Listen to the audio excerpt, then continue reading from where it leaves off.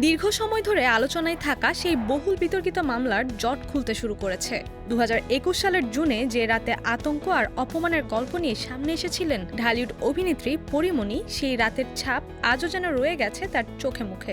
সোমবার 26শে মে সকালে তিনি হাজির হলেন ঢাকার নারী ও শিশু নির্যাতন দমন ট্রাইব্যুনাল 9-এ। উদ্দেশ্য মামলার গুরুত্বপূর্ণ ধাপে অংশ নেওয়া। এখন আসামি পক্ষের আইনজীবীদের প্রশ্নাবনে জবাব দেবেন পরীমণি।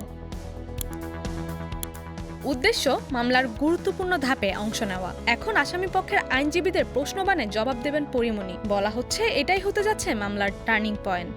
2021 সালের 14 জুন রাজধানীর একটি অভিজাত ক্লাবে ঘটে যাওয়া এক ঘটনা বদলে দেয় সবকিছু। পরীমণির ভাষ্যে তাকে শ্লীলতাহীনের চেষ্টা ও হত্যা চেষ্টার মুখোমুখি হতে হয়েছিল।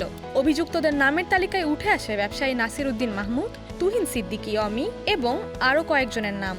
পরে সাভার থানায় মামলা করেন পরীমণি, যাতে নাসির ও অমির নামসহ অজ্ঞাত আরও 4 জনকে আসামি করা হয়। ঘটনার মাত্র 2 মাসের মাথায় 2021 সালের 6 সেপ্টেম্বর তদন্ত শেষে মামলার তদন্ত কর্মকর্তা আদালতে নাসির, অমি ও এক নারী সহযোগীদের বিরুদ্ধে অভিযোগপত্র দাখিল করেন।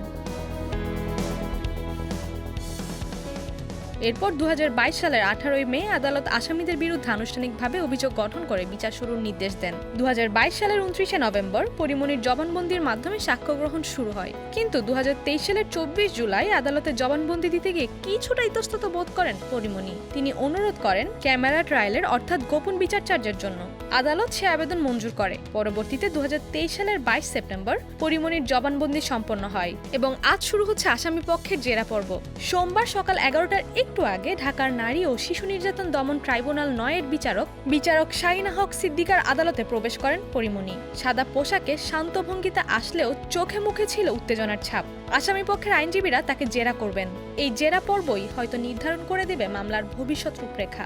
বিচার কোন দিকে মোড় নেবে, কার পক্ষে প্রমাণ শক্তিশালী আর কতটা নির্ভরযোগ্য পরীমণির বয়ান, এখন দেখা যাক জেরা শেষে কোন পথে এগোয়।